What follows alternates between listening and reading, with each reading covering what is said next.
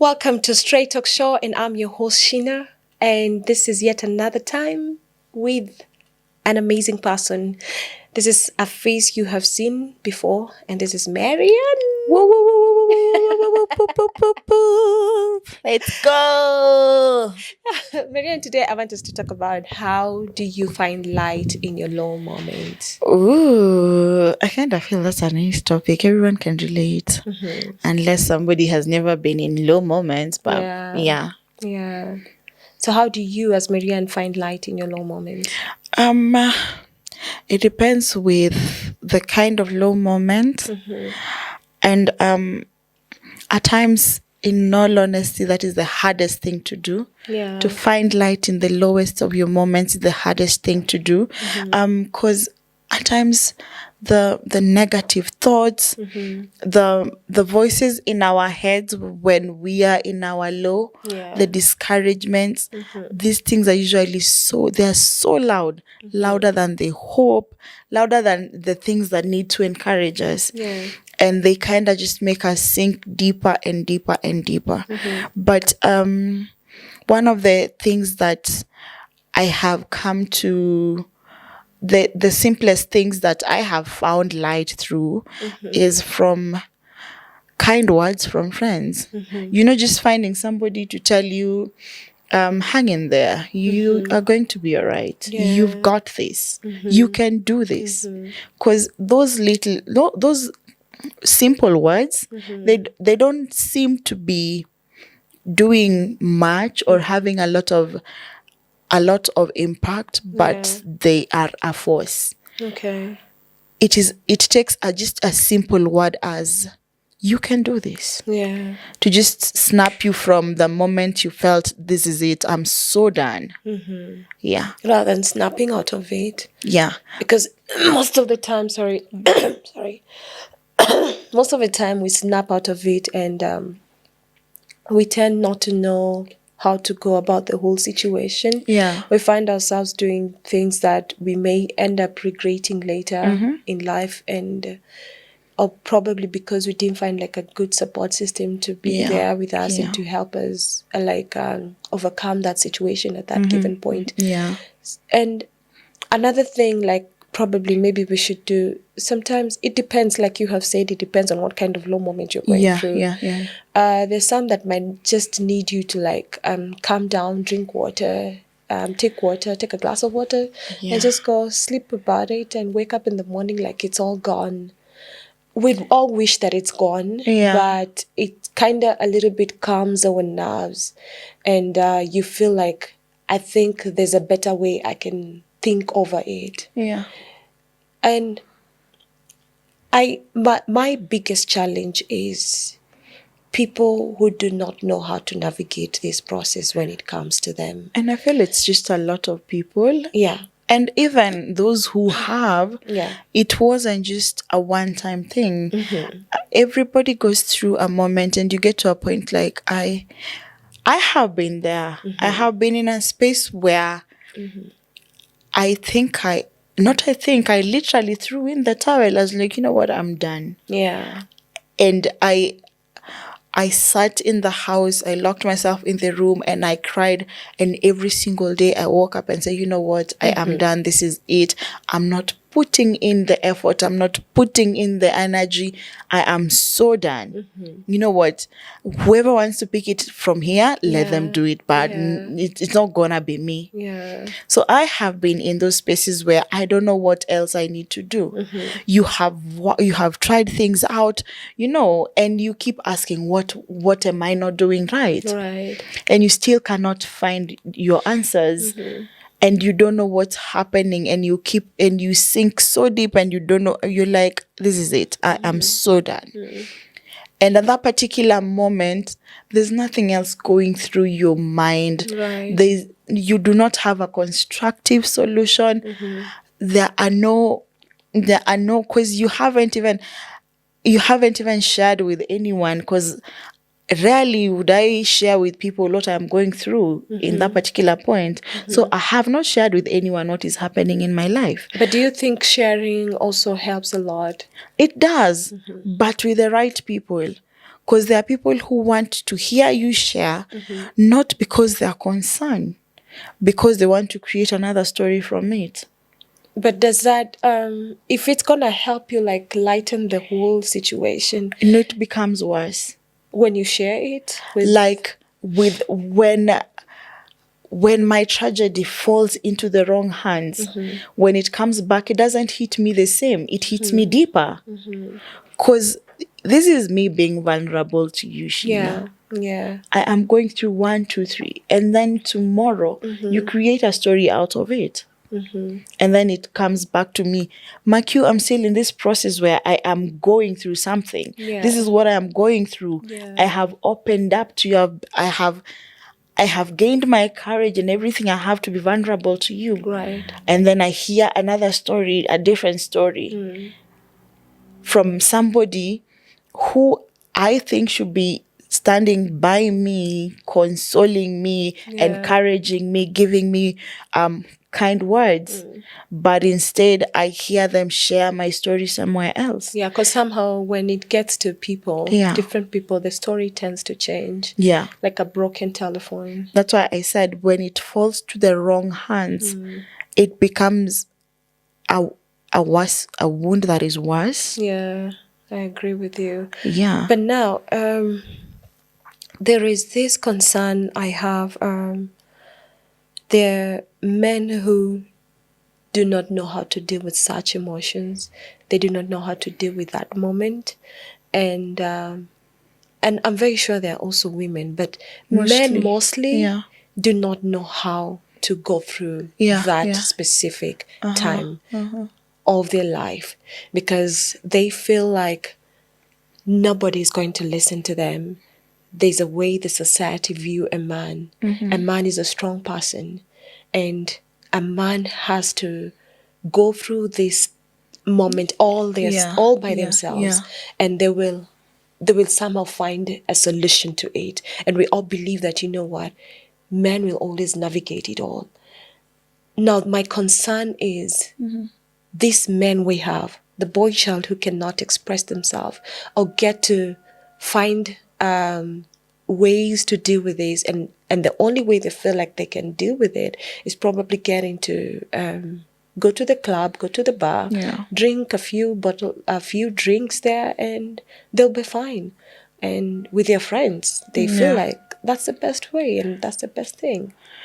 Yeah, I hear you. Because one thing is for sure, even the strongest of them falls. And men are as human as women. Yeah. They too are created with emotions. They too need to stay connected to their feelings, and they need to be expressive. Yeah. The society has numbed that from the men. True. And it is not the right narrative at all. Yeah. Because when you look at the number of men that commit suicide, I think it's the highest number. Men commit suicide. That is true. It's because the society has taught them not to open up. So they bottle a lot. They suffer in silence. They cover with alcohol, but for how long? I know. They will take alcohol. They will be out partying with women one after the other. But for how long? This thing is not going away. They're not even getting somewhere to just pour out. And we need to get to a point where our children, it's unfortunate that there's so little we can do about the grown men. Yeah.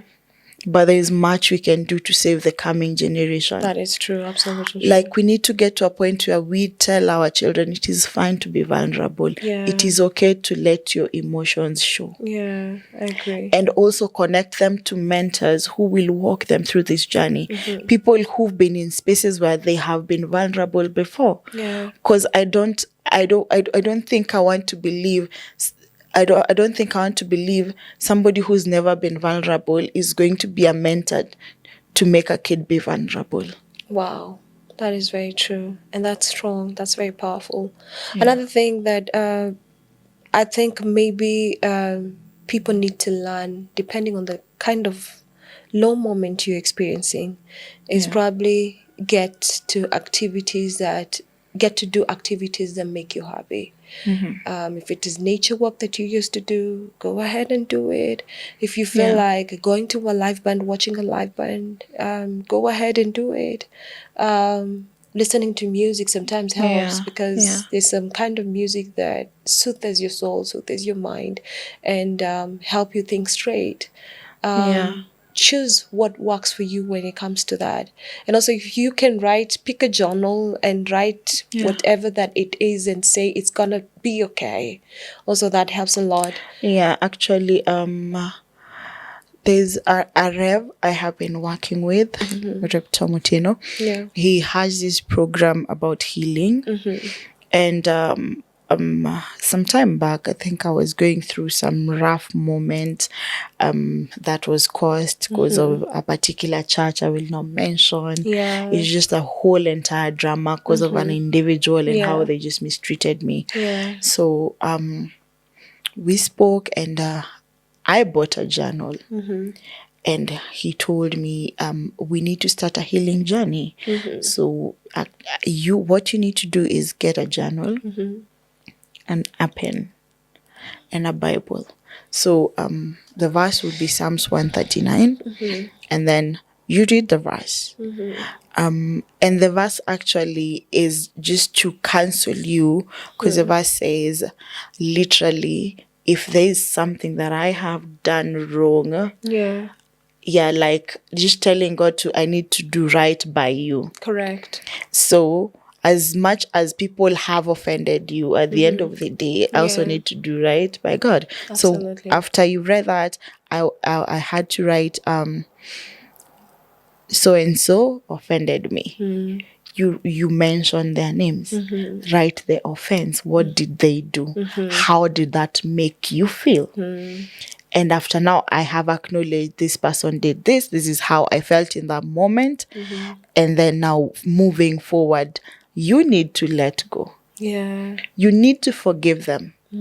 And the most interesting part about forgiveness, it is never about the offender. It is about you yourself, who have been offended.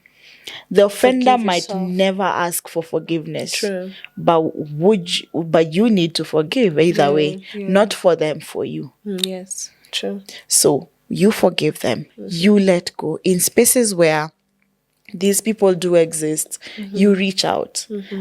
If they act how they will act, that is on them, not on you. Correct. But you do your part at the end of the day. So you see, you're also dealing with your low moment, and you're also learning to heal from these low moments and moving on. So that by the time you're done with this whole process, you are healed. And now you just let a lot out. And one thing he told me is, it is okay to have a punching bag. It is okay to just cry out. If you need to yell, then yell. Yeah. Like whatever would make this pain go away, do it. Yeah.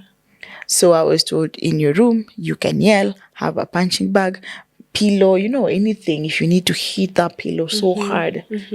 Because believe you me, Sheena, low moments at times are so painful. Yeah. And they're so hard to just let go. Because you might find it is pile after pile after pile. And it's like removing layers of onion. True. So every layer has its own depth, its own pain. It's never the same. Yeah.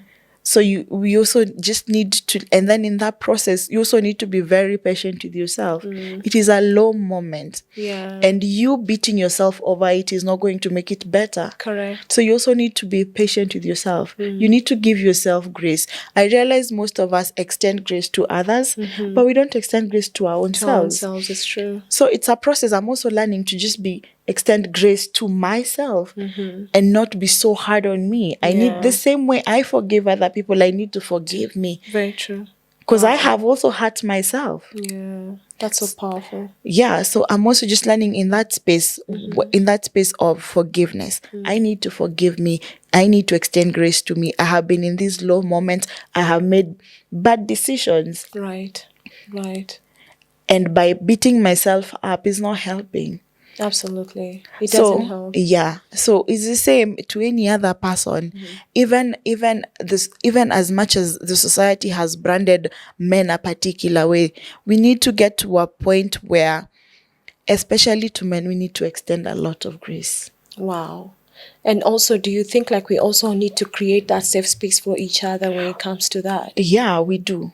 Because men feel like they are not given that safe space to be vulnerable. We do, because it's so easy for a woman to be vulnerable. It is very easy. Because we're vocal. Yes. Yeah. And again, it's also because of the kind of friendships that we keep. We can be vulnerable around our friends. Yeah. We can share, we can open up. It's usually dinner, but then you talk about random things. You talk about the things that offended you.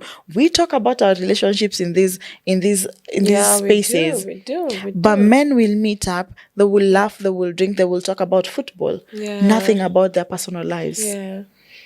So I don't know what we need to do, but we need to get to the spaces where men can meet and talk about their personal lives. Like, this is what is happening in my life. But again, unfortunately, how the other partner receives this information, and at the end of the day, the kind of words they say to them will determine if they will keep being vulnerable or they will hold back. I think they have the fear of getting to be judged, and women tending to use that against them, like their weakness. But that is what we do, or their vulnerability to their weakness, like to their advantage, like, using it against them to make them even weaker. Yeah. I think we need to learn better on how we can give each other, not just men, but even women. Like, we also use other person's weakness to our own advantage, which is not so nice. Yes. And we do it all the time. Yes, unfortunately, we are our own enemies. So women are, even on the social platforms, we are our own enemies. When you look at a woman post, especially let's talk about losing weight. Yeah. When we post a picture of us in day one, what you really are trying to do, the comment section is usually filled with women. A lot of hate. Yeah, hating, and they're women. Yeah, and it's so sad. Yeah, and that alone can create a very low moment. Yeah, we may never know what we are doing, but the harm is usually very huge. And I think we do not know what words can do, the power of words. There's some people miss that all the time. What you write on that comment, what the comment you put there, gets into them the moment they read it. And there's always that thing that we lack of thinking before we write it, thinking before we say it. How is whatever I'm going to say going to be harmful to this person? Yeah. And how is it going to help this person? And how is it going to build that person? Those are three things you do not think about. Yeah. How helpful it's going to be, and how is it going to build this person, and how harmful is it going to be to this person? Yeah. So the moment we think of those three things, then I think we will be fine. Yeah. But because social media is an interesting platform. Everybody expresses they real them, they fake them. You don't know who is who, what they bring on the table. Right. But one thing is for sure, when you see somebody post and say they are on a journey, you don't know what caused this journey. You don't know how they ended up in that space. Right. Don't be the first one to throw that stone. Very true. Very true. Be the first one to be kind. Yeah. Be the first one to encourage. Be the first one to embrace. Because you don't know how they got to that space. I think it starts by you also embracing that. Yeah. Like we said, writing it down and saying it's going to be okay. Yeah. As much as you're going through that moment in your life, you just write it down and say it's going to be okay. But it takes a lot of, Sheena, it takes a lot of work. Because I will tell you, most of my life I've had low moments. And when words are spoken to you, words are very powerful. Right. Especially from people you expect to give you affirmation, and then it doesn't come as an affirmation. It comes as how do I call it? It comes like spite. It comes like, it's just something that just puts you down. You know, Right. you're a failure. We don't see your value. You will amount to nothing. These words, when they are spoken, they only need to be spoken once, but the harm is huge. But moving forward, like now, the word that was spoken once, you are worthless. It will take a lot of words to bring that out. I know. Just one word. It will take a lot. It will take a lot of kind words. It will take a lot of grace. It will take a lot of forgiveness to get that one word from you. Right.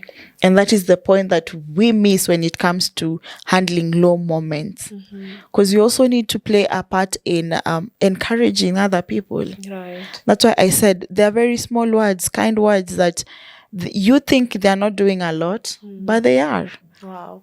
What is your parting shot when it comes? What would you advise someone who's actually going through that low moment right now?